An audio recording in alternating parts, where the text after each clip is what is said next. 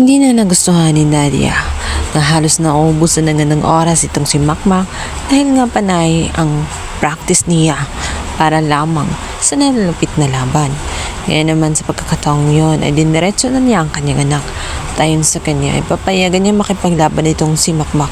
Ngunit sa isang kondisyon na kapag siya ay matalo sa naturang laban na paparating ay ititigil na niya ang pagboboxing. Bigat sa loob ni Makmak ang kanilang agreement. Kaya naman naisip niya na hindi pwede na siya ay matalo. Dahil kapag nangyari yun, oras na at katapusan na nga ng ganyang career dahil nakapangako na siya kay Nadia. Ngayon naman sa pagkakataong yun ay sinabi na niya agad sa kanyang ama ang naturang agreement ng dalawa. Ngunit hindi natuwa si Nonoy ayon sa kanya ay bakit niya sinabi yon at bakit pumayag siya sa naturang kasunduan. Handa ba siyang i-give up ang kanyang career?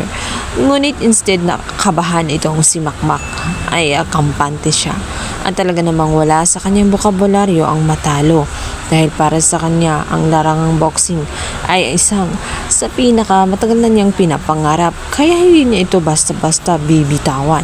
Sisiguraduhin umano niya na mananalo siya sa naturang laban na papalapit.